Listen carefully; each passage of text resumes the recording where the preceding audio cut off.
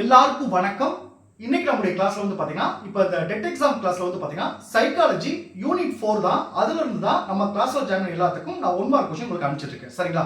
அந்த யூனிட் 4ல என்னென்ன பகுதியெல்லாம் முக்கியமான பகுதி அப்படின்றத நீ உங்களுக்கு டீடைலா சொல்ல போறேன். சரிங்களா? அதே மாதிரி நம்ம क्वेश्चन படிக்கும்போது எந்தெந்த விஷயத்தெல்லாம் நம்ம அடிப்படையா வச்சு இந்த டெட் எக்ஸாமுக்கு நமக்கு தயாராகணும். அப்படி தயாரானா அதாவது எந்த பகுதியும் மிஸ் பண்ணாம எல்லா பகுதியிலையும் நம்ம 1 மார்க் கவர் பண்ணா தான் நம்ம வந்து சைக்காலஜில நல்ல மார்க் எடுக்க முடியும். சரிங்களா? அதே மாதிரி பாத்தீங்கன்னா சைக்காலஜி வந்து ரொம்ப ரொம்ப கடினமா இருக்கும். நம்ம எவ்வளவுதான் ப்ரிப்பேர் பண்ணிட்டு போனாலும் क्वेश्चन வந்து பாத்தீங்கன்னா எக்ஸாம்பிள் கொடுத்து ஏதாவது ஒரு டாபிக்கை டைரக்டா கேட்டா நம்ம ஆன்சர் பண்ணிடலாம். ஆனா அந்த டாபிக் வந்து பாத்தீங்கன்னா ஏதாவது ஒரு எடுத்துக்காட்டு கொடுத்து அதுல இருந்து ஆன்சர் கேட்பாங்க. சரிங்களா?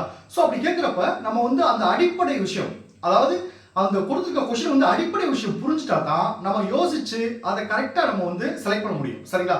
ஓகே, இந்த யூனிட் 4ல இன்னைக்கு என்னென்ன பகுதிகளா முக்கியமான பகுதி இருக்கு அதை ஃபர்ஸ்ட் பார்த்துருவோம். இப்போ பாருங்க, யூனிட் 4ல ஊக்கமும் கற்றலும். சில பேர் நினைக்கிறாங்க ஊக்கம் அப்படின்னா என்ன செஞ்சாங்க, சரி மோட்டிவேஷன் அதை பத்தி என்ன செஞ்சாங்க, பொதுவா ஊக்கம்னா என்ன அந்த இதை மட்டும் படிச்சு போறாங்க. பட் என்ன அந்த ஊக்கத்துக்கு கீழே என்னென்ன பகுதியெல்லாம் இருக்கு அப்படி நம்ம தெரிஞ்சுக்கணும். அந்த ஒவ்வொரு பகுதியிலையும் நம்ம அடிப்படை விஷயத்தை நம்ம தெரிஞ்சுக்கணும். சரிங்களா? அதே மாதிரி சைக்காலஜில வந்து பாத்தீங்கன்னா முதல்ல இருக்க 6 யூனிட் வந்து ஆல்ரெடி நம்ம பிஎட்ல படிச்சதுதான். அந்த லாஸ்டா இருக்க 4 யூனிட் தான் கொஞ்சம் கடினமா இருக்கும். ஸோ முதல்ல 6 யூனிட் வந்து நம்ம ஆல்ரெடி பிஎட்ல படிச்சிருக்கோம். அந்த கிளாஸ் எல்லாமே நான் எடுத்திருக்கேன். நம்மளுடைய சேனல் போய் பிஎட் ஃபர்ஸ்ட் செமஸ்டர் கல்வி உடைய இருக்கிறது சைக்காலஜி அந்த வீடியோலாம் பார்த்தீங்கன்னா क्वेश्चन வந்து இன்டைரக்டா கேட்டா கூட உங்களால அட்டெண்ட் பண்றதுக்கு ரொம்ப உதவியா இருக்கும். சோ அந்த கிளாஸ் எல்லாம் நீங்க அடிப்படை விஷயத்தெல்லாம் பாத்துக்கங்க. இப்போ பாருங்க, ஊக்கமும் கற்றலும் யூனிட் 4. இதுல வந்து பாருங்க மோட்டிவேஷன். ஃபர்ஸ்ட் ஊக்கம்னா என்ன அந்த பொதுவான விஷயத்தை பத்தி ஒரு 25 क्वेश्चन வந்து உங்களுக்கு நான் அனுப்பிச்சிருப்பேன். அதுக்கு பிறகு பாத்தீங்கன்னா ஊக்கிகளின் வகைகள். இதுல பாருங்க மொத்தம் 6 தலைப்புகள் முக்கியமானது. 1 ஊக்கிகளின் வகைகள், 2 அடைவு ஊக்கி, 3 ஊக்க கோட்பாடுகள். இந்த 3வது தான் ரொம்ப ரொம்ப முக்கியம். இதுல இருந்து உங்களுக்கு 2 क्वेश्चन வரதுக்கு வாய்ப்பு இருக்கு.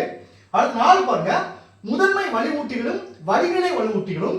5 பாருங்க ஊக்குவித்தலில் பரிசுகளும் தண்டனைகளும். 6 ஊக்குவித்தலுக்கான சில வகுப்பறை உத்திகள். இந்த 6 தலைப்புல இருந்து தான் நான் உங்களுக்கு 1 மார்க் क्वेश्चन அனுப்பிச்சிருப்பேன்.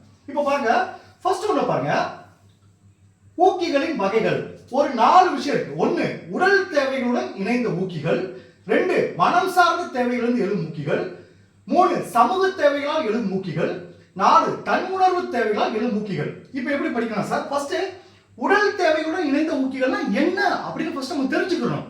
தெரிஞ்சிட்டா क्वेश्चन எப்படி கேட்டாலும் இது நமக்கு புரிஞ்சிருச்சு. ஸோ क्वेश्चन வச்சு எப்படி கேட்டா அதை வந்து நம்ம அதை புரிஞ்சு கரெக்டான ஆன்சர் செலக்ட் பண்ணுறதுக்கு உதவியா இருக்கும். ஸோ எப்படி தெரிஞ்சுக்கலாம், உடல் தேவைகளுடன் இணைந்த ஊக்கிகள்லாம் என்னன்னு தெரிஞ்சுக்கணும். அடுத்து மனம் சார்ந்த தேவைகளிலிருந்து எழும் மூக்கிகள்லாம் என்னன்னு தெரிஞ்சுக்கணும்.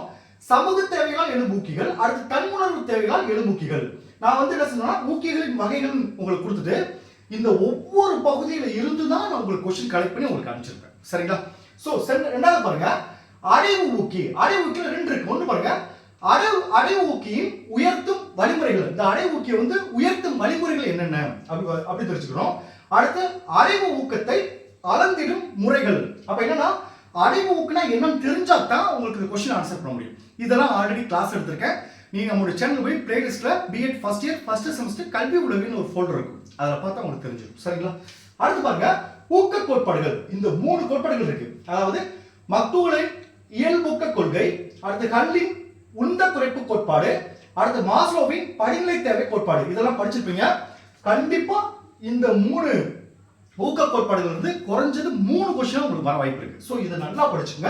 நான் இதுல இருந்து உங்களுக்கு அதிகமான क्वेश्चन கொடுத்திருப்பேன். சரிங்களா? அடுத்து 4 பாருங்க முதன்மை வலுவூட்டிகளும் வழிநிலை வலுவூட்டிகளும். 5 ஊக்குவித்தலில் பரிசுகளும் தண்டனைகளும். 6 ஊக்குவித்தலுக்கான சில வகுப்பறை உத்திகள். இந்த 6 பகுதியில இருந்தா ஊக்கம் அப்படின்ற அந்த யூனிட் 4 கீழே உங்களுக்கு எல்லா क्वेश्चन அனுப்பிச்சிருப்பேன். சரிங்களா? அடுத்து பாத்தீங்கன்னா இதுல வந்து ஊக்கம் மட்டும் தான் பார்த்துருக்கோம். அடுத்து கற்றல். சரி சார், கற்றல்ல என்னென்ன பகுதியெல்லாம் இருக்கு, அதுல எப்படி நம்ம क्वेश्चन எடுத்துக்கோம் அப்படின்றத அடுத்த கிளாஸ்ல சொல்றேன். இப்போ பாத்தீங்கன்னா இந்த ஊக்கம் அப்படின்றத நான் சொல்ல பாத்தீங்கன்னா இந்த அடிப்படை ஊக்கம் அப்படின்னா என்ன அப்படின்னு ஒரு 25 क्वेश्चन எடுத்துக்கேன். அதை சொல்ற பாருங்க. இதெல்லாம் நம்ம கிளாஸ் சேனல்ல வந்து அனுப்பிச்சிருப்பேன். சரிங்களா? இப்போ பாருங்க ஃபர்ஸ்ட் क्वेश्चन பாருங்க, உந்துதல் முதன்மையாக எதனை சார்ந்தது? உந்துதலும் ஊக்கமும் 2 ஒண்ணுதான். ஃபர்ஸ்ட் பாருங்க உந்துதல் முதன்மையாக எதனை சார்ந்தது? ஆன்சர் வந்து பி, நோக்கமுள்ள நடத்தைகள். செகண்ட் क्वेश्चन பாருங்க. உள் உந்துதல் எதிலிருந்து உருவாகிறது? உள்ளம் சார்ந்த ஆர்வம் மற்றும் திருப்தி. Answer B. அடுத்த தேர்ட் क्वेश्चन பாருங்க. தேவைகளின் படிநிலை கோட்பாட்டை யார் முன்வைத்தார்? Abraham Maslow. ஃபோர்த் क्वेश्चन பாருங்க. வெளி உந்துதல் பெரும்பாலும் எதை அடிப்படையாக கொண்டது? பரிசுகள் மற்றும் தண்டனைகள். அடுத்து 5 பாருங்க. உந்துதல் குறைப்பு என விளக்கும் கோட்பாடு எது? உந்துதல் கோட்பாடு. 6th क्वेश्चन பாருங்க. சாதனை உந்துதல் குறிக்கும் பொருள் ஆன்சர் சி, வெற்றியை அடைய விருப்பம். 7th क्वेश्चन பாருங்க. வகுப்பறையில் உந்துதலை குறைக்கும் காரணம் எது? ஆன்சர் பி, ஒரே மாதிரியான கற்பித்தல். 8th क्वेश्चन பாருங்க. மனிதநேய உளவியலும் உந்துதல் கோட்பாட்டின் தந்தை என்று கருதப்படுவர் யாருன்னா ஆபிரகாம் மாஸ்லோ. 9th क्वेश्चन பாருங்க. பின் வருவனவற்றுள் எது உள் உந்துதலின் உதாரணமாகும்? அப்படிங்க ஆன்சர் பி, மகிழ்ச்சிக்காக வாசிப்பது. 10th क्वेश्चन பாருங்க. மாஸ்லோவின் தேவைகளின் படிநிலையில் மிக உயர்ந்த தேவை எது? சுய நிறைவு. 11th क्वेश्चन பாருங்க.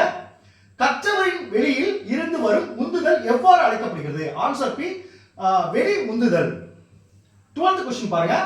மாணவர்களின் உந்துதலை மேம்படுத்தும் முறையாக இருப்பது எது? ஆன்சர் பி, பங்கேற்கும் ஊக்குவித்தல். அடுத்த 15th क्वेश्चन பாருங்க. மாஸ்லோவின் படி தேவைகளின் முதல் நிலை எது? உடலியல் தேவை. 16th क्वेश्चन பாருங்க. நீண்ட காலம் நிலைக்கும் உந்துதல் எது? உள் உந்துதல். 15th क्वेश्चन பாருங்க. கல்வியில் உந்துதல் முக்கியமாக எதற்கு உதவுகிறது? கற்றல் நடத்தையை வழிநடத்தல். ஆன்சர் பி தான். சரிங்களா? அடுத்து 16th क्वेश्चन பாருங்க. சாதனை உந்துதல் என்ற கருத்துடன் தொடர்புடைய உளவியலாளர் யார்? அப்படின்னா மெக்லாண்ட் அவர்தான். சரிங்களா? அடுத்து 17th क्वेश्चन பாருங்க. உந்தல் தூண்டுதல் மற்றும் பிரதி செயலுக்கு இடையே எது போல செயல்படுகிறது? அப்படின்னா நடுநிலை சக்தியாக செயல்படுகிறது. 18th क्वेश्चन பாருங்க. பின் வருவனவற்றுள் எது உந்துதலுக்கு தாக்கம் செலுத்தும் காரணம் அல்ல? அப்படி பாத்தீங்கன்னா ஆன்சர் டி தான், வம்சம். 19th क्वेश्चन பாருங்க. மாஸ்லோவின் படி உணவு மற்றும் தண்ணீர் தேவை எந்த வகையை சார்ந்தது?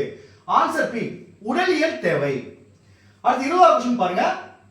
பின் வருவனவற்றுள் எது வெளி உந்துதலின் சிறந்த உதாரணம்? ஆன்சர் சி, நல்ல மதிப்பெண் பெற படிப்பது. 21st क्वेश्चन பாருங்க. ஆசிரியருக்கு உந்துதல் முக்கியம், ஏன் என்றால் அது எதற்கு உதவுகிறது? ஆன்சர் பி, கற்றல் விளைவுகளை உயர்த்துதல். 22nd क्वेश्चन பாருங்க. நோக்கமைத்தல் மற்றும் சுய கட்டுப்பாடு மூலம் உந்துதலை விளக்கும் கோட்பாடு எது? அறிவாற்றல் கோட்பாடு. ஆன்சர் ஏ, அறிவாற்றல் கோட்பாடு. அடுத்து 23வது क्वेश्चन பாருங்க. உந்துதல் என்பது நடத்தையை தொடங்கி வழிநடத்தி அதை எப்படி செய்யுது பாத்தீங்கன்னா நிலைநிறுத்துகிறது. Answer B. அடுத்து 24வது क्वेश्चन பாருங்க. மாணவர்களின் சாதனை உந்துதலின் உதாரணம் எது? ஆன்சர் சி வந்து அதிக மதிப்பெண் பெற பாடுபடுவது. லாஸ்ட் क्वेश्चन பாருங்க.